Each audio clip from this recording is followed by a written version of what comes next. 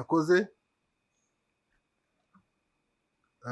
Uyu munsi turi hano mu ruhame rw'Imana n'abantu kugira ngo twifatanye n'aba bombi ari bo Nyatanyi Gaël ndetse na Isimbi Kevin.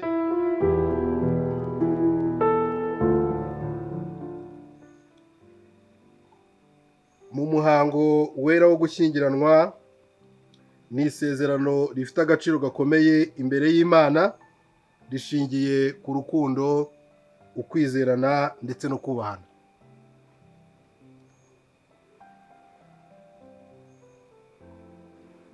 Nk'uko mumaze kubimenyera,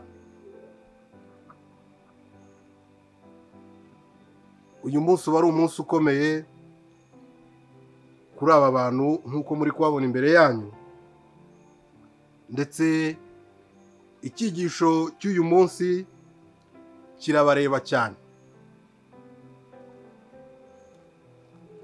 Uwiteka Imana iravuga iti, si byiza ko uyu muntu aba wenyine, reka muremere umufasha umukwiye. Gaël, uyu munsi Imana yakuremeye umufasha. Ni uko Uwiteka Imana yaremye umugabo, imuremamo umugore, imushyira imbere. Umugabo aravuga ati, uyu none ni igufwa ryo mu magufwa yanjye, ni inyama yo mu nyama zanjye. Nicyo gituma umugabo asiga se na nyina, akabana n'umugore we, bakaba umubiri umwe. Uyu munsi mwembi mugiye kuba umubiri umwe. Haleluya. Amen. Matayo igice cya 19 umurongo wa 5 kugeza ku wa 6, Imana iratubwira iti, nicyo gituma umugabo azasiga se na nyina, akabana n'umugore we, bombi bakaba umubiri umwe. Bityo ntibakiri babiri, ahubwo baba umwe. Icyo Imana yahuje rero umuntu ntagitandukanye. Ntihazagira umuntu uzabatandukanya mu buzima bwanyu. Muzashyire urukundo imbere, mubane mwubahana, kandi mukomeze gukundana nk'uko ijambo ry'Imana ribivuga. Ngira ngo ibyo turabisanga mu Befeso igice cya 5 umurongo wa 25, aho Imana itubwira iti, bagabo mukunda abagore banyu nk'uko Kristo yakunze itorero akaryitangira. Ngira ngo twese tuzi uburyo Kristo yitangiye itorero. Yaraje aratwigisha, abana natwe igihe kinini, nuko n'uyu munsi turacyari kumwe. Abefeso igice cya 5 umurongo wa 22 kugera ku wa 24, Imana igaruka ku mugore iti, bagore mugandukira abagabo banyu nk'uko mugandukira umwami, kuko umugabo ari we mutware w'umugore nk'uko Kristo ari umutware w'itorero. Ngira ngo ijambo ry'Imana rirabihamya. Haleluya. Amen.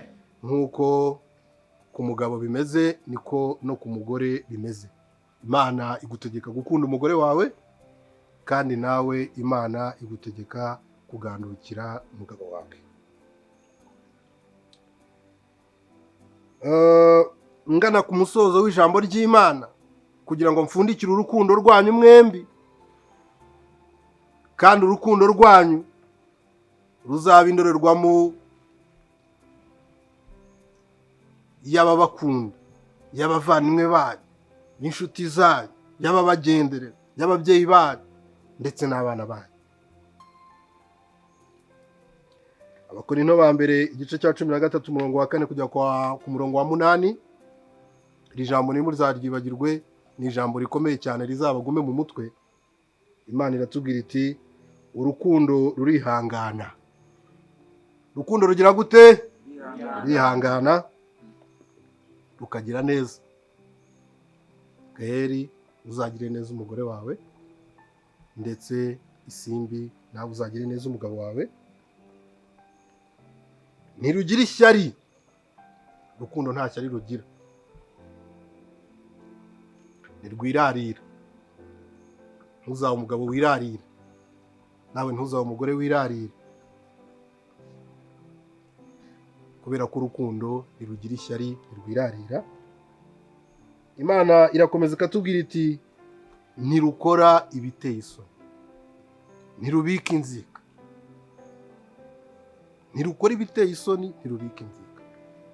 Gaël, nk'uko nkwizeye neza ko wizera Imana, ntuzasebye umugore wawe ngo ejo tukubone mu mihana wasinze, uri mu busambanyi, uri mu biteye isoni. Ibyo kandi si wowe mbibwira gusa, ndabibwira n'umugore wawe.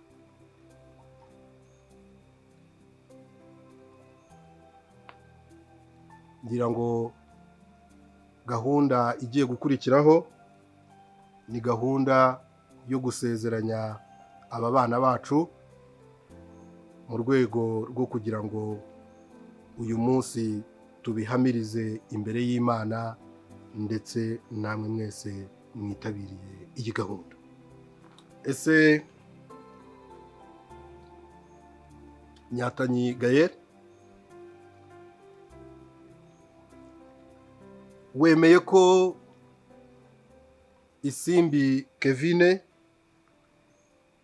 akubera umugore wawe, wemewe imbere y'Imana n'amategeko, umukunde, umufashe, umuteteshe, umwubahishe muri byose, mu bihe byiza no mu bibi, kugeza urupfu rubatandukanyije?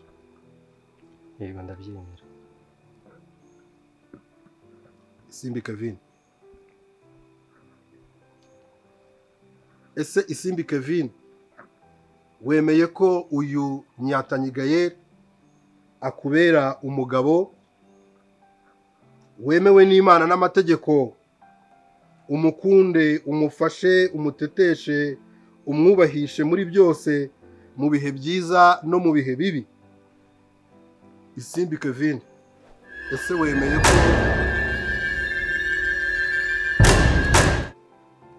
mu izina rya Yesu? Sometimes the person you love the most is the one who causes you the deepest pain. It hurts to let go, but sometimes it hurts more to hold on. Loving you was like going to war. I never came back the same.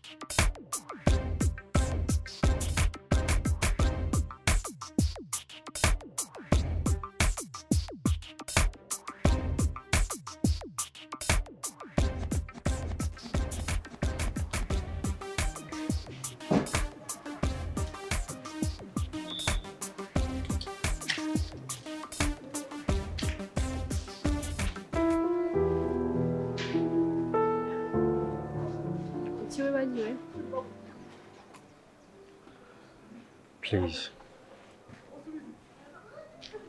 What's wrong?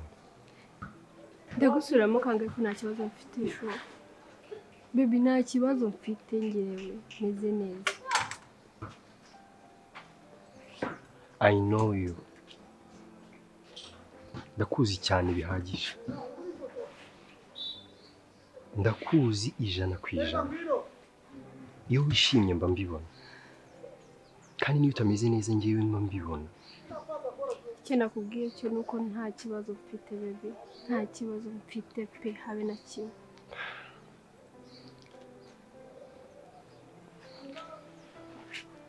Ese niba basi ngusabye kugira ngo mbwire ikibazo ufite ukaba utari bukimbwira n'iki nakora kirenze iki ngiki?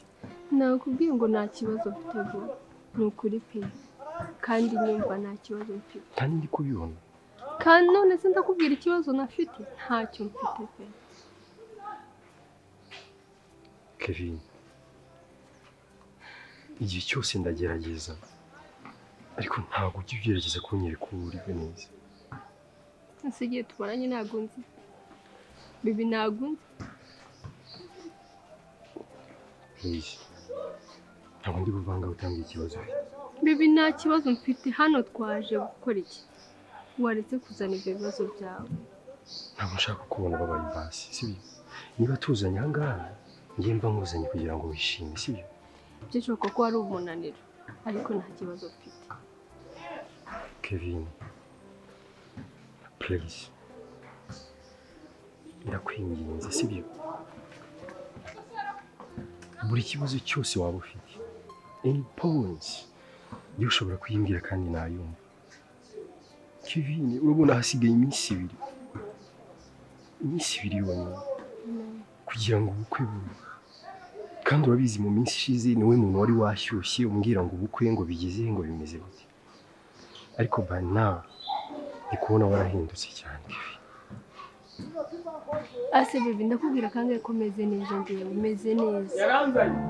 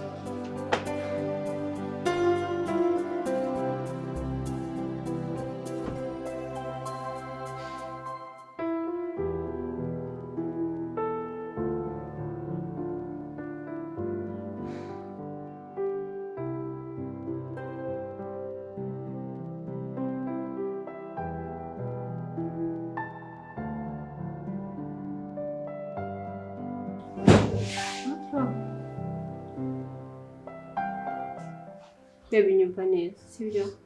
Listen to me, okay? Njyewe meze neza. Kwiki uri gutekereza cyane?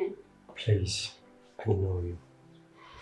ndakuzi bihagije sibyo Baby, come on, meze neza shiri wanjye, meze neza pe. nakubwiye ngo ndakuzi bihagije Byashoboka ko ari stress z'ubukwe. Nakoresha ko ari yo mpamvu. uretse kumbeshya I know you 100%. Sinzi ikintu ukomeje kumisha kandi njye nta kuntu mba nagize. Baby, ntacyo nukuri gihari nakikubwira ariko nta gihari. Bimeze neza? Meze neza sho. Okay, it's fine. Baby, ndagukunda sho. Sibizi ako nta kibazo mfite. Okay, it's fine.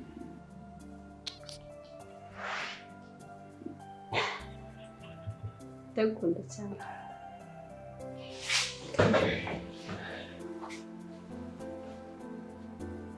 Sinongeye kukubona neza gutya. Ariko byose ni wowe. No, njye nagusobanurira ko nta kibazo mfite, byashoboka ko ari stress z'ikizungu. Ariko sinzi impamvu utari kunyumva. Please. Urabizi njyewe mpora nishimye sibyo? Kandi byose uko mba meze byose ni wowe wabimenya sibyo? Ariko right now I'm good. Sibyo?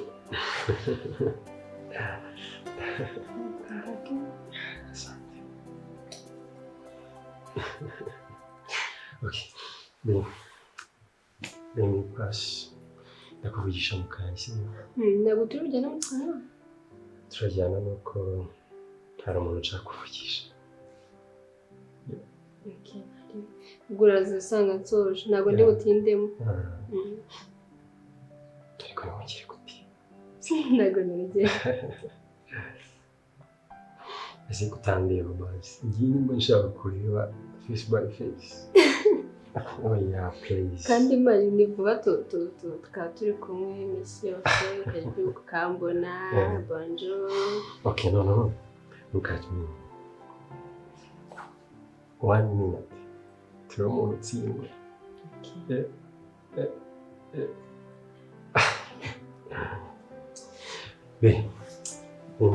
Ndagaruka mu kanya sibyo ntabwo nkunda sibyo? Nanjye ntabwo ndabitinde. Okay, sa.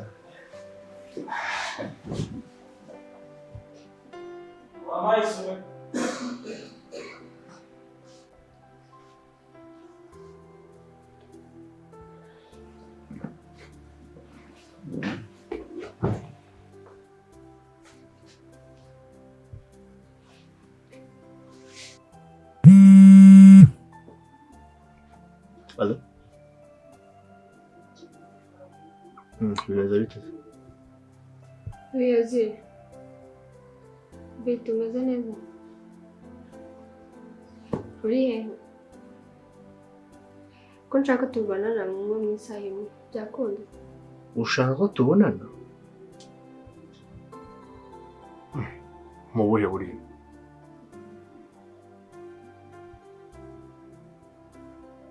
Okay. Kanze ngo location ntari.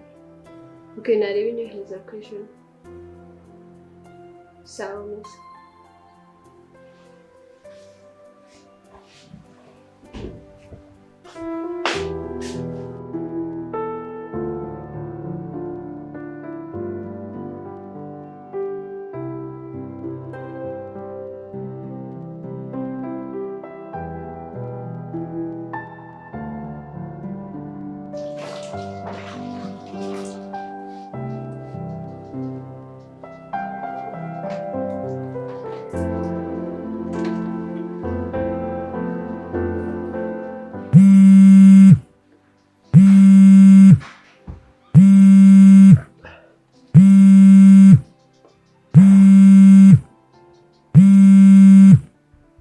Yo bro.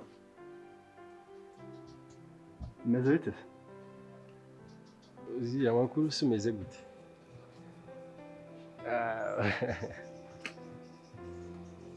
Okay. So umva uratangiye kandi bya bindi byawe. Umva se ahubwo. Narindi hano kuri Deris urahazi. Yeah. Asu uri hafi yaho gute? Numvaga biri butware umwanya kugira ngo ngereho ariko okay nta kibazo. Umfashije rero wangeraho hari ikintu nshaka kukubwira, hari ikintu nshaka ko tuganiraho. Ngwino ndagutamo nta kibazo kandi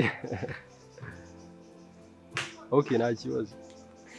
Ariko ihute sibyo nk'iminota like 5 minutes sibyo? Mborera ntuyirenze. Okay sawa nari.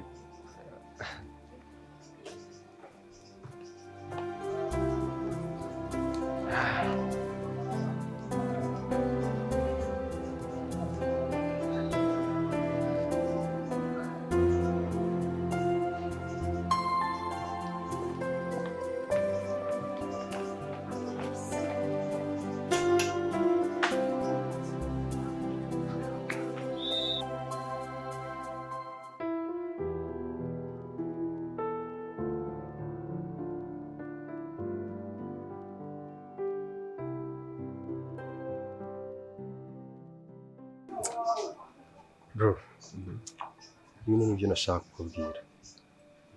Gusa wumve ngo birakomeye. Ngiye birankomereye cyane.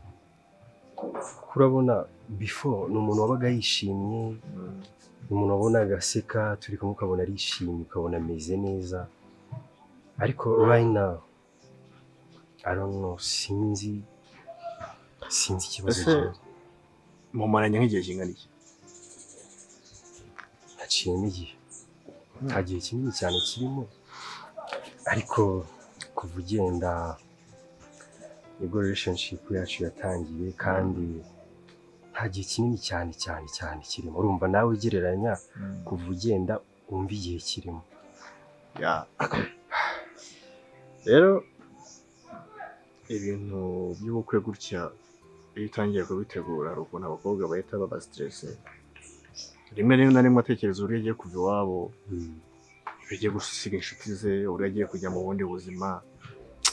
Bigasa nkaho bimutushe bigatuma ahindura mood. Niba nta kindi kintu mwapfuye wumva uzi wishenje,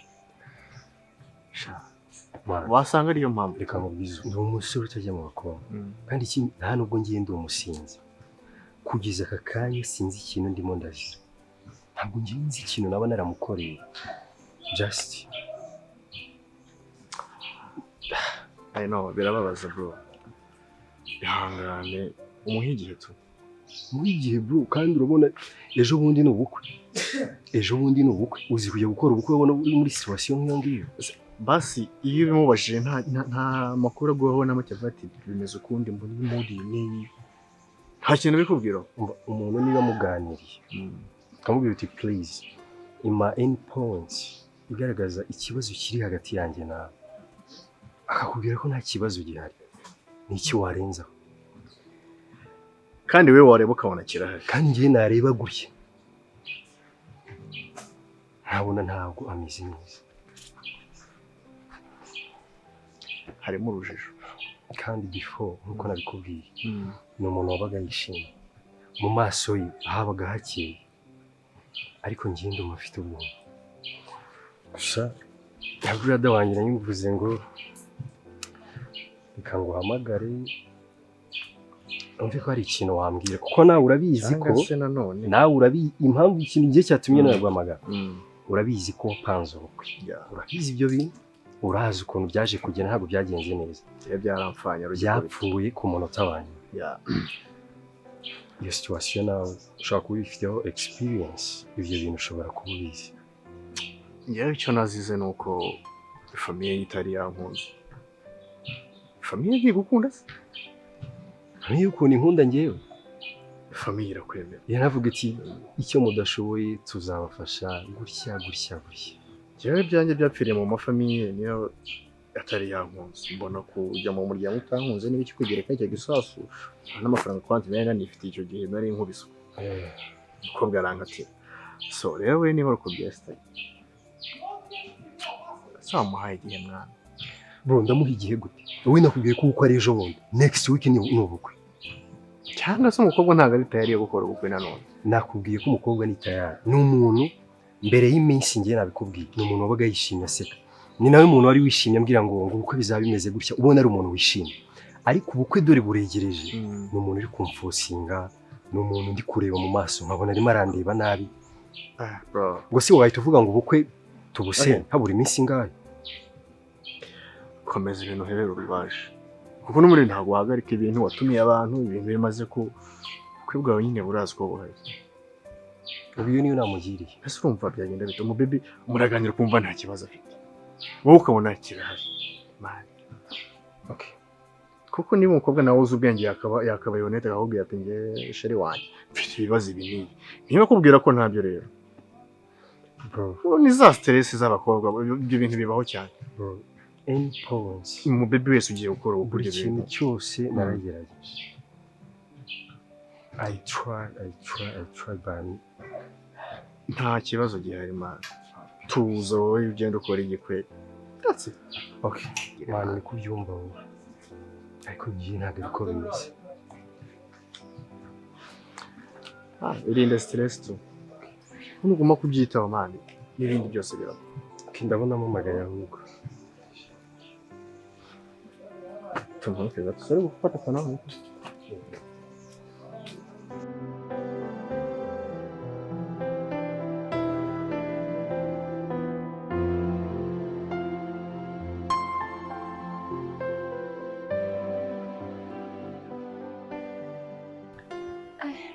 shabe yisa none uko numva yashyuhagaye ariko mukanye ndavamo ngewe na masenezite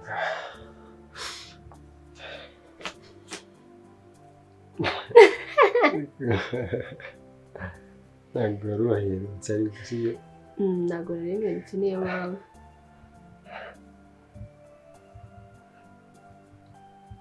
look at me please nashyushye niyo mpamvu noneho wishimye sibyo nishimye cyane nishimye cyane ntabwo wabyumva sure rero basi ujya umfasha urusika mbiki sibyo ngandeba basi urusika bibi ndagukunda mwana please ndeba mu maso uri guseka ntabwo bimwe nshaka gukundwa wabaye sibyo noze ndagureba nseke gusa ndari no kuganira kugira ngo mbone ibyishimo byawe sinakuzanye ahantu ukunda wari umaze igihe utahaza none ndi kugusaba kundeba ugaseka byanze please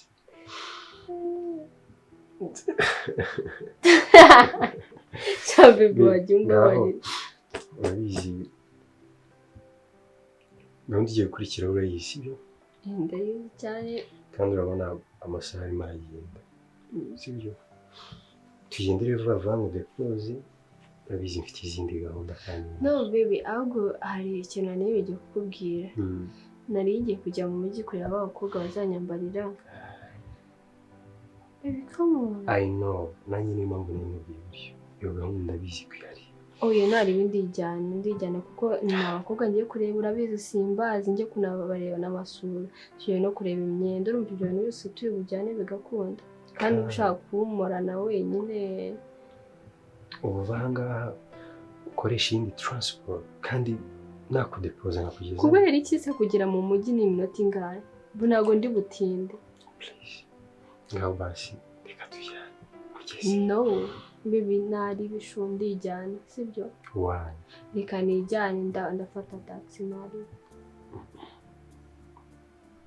bibi nibwo kiza muri sauna wowe usanze ngiye mu ishuri ya gatatu maze none akanya musabye permission yo kugenda usuvuga ngo ngugire nawe uvemo okay ko bishaka reka mureke nawe ndi hano kandi wibuke kujya muri ya gahunda twavuganye rega ibintu byose dufite kubisoza reka tuhama muri iyi sauna ukajya mu biki hasigaye iminsi 2 yonyine okay it's fine sibyo reka ngende nawe nuvamo tujya muri bya bintu nawe usoza ariko ntutinde sibyo nawe ndi butinde kandi meze neza ariko muzi gutinda cyangwa uzane twa tubazo twari twundi ngo no ntabwo ndi butinde sho yeah sibyo nako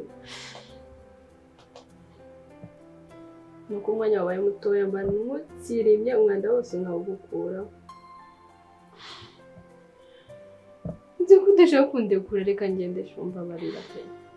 Mbabarira. Ntabwo ko tugumana basi. Kandi turi kumwe nimugoroba. Kime? Babe please, ntabwo ndi butinde, sibyo? Promise ntabwo ndi butinde sho. Ni ukugenda areba abakobwa, ugafata imyenda, hanyuma nkahita ngaruka. Sibyo? Yeah, I know. I love you.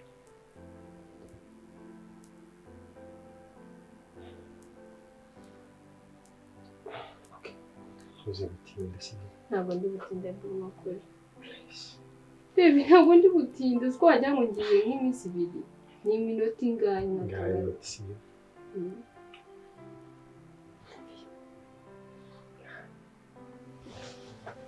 Uhitemo.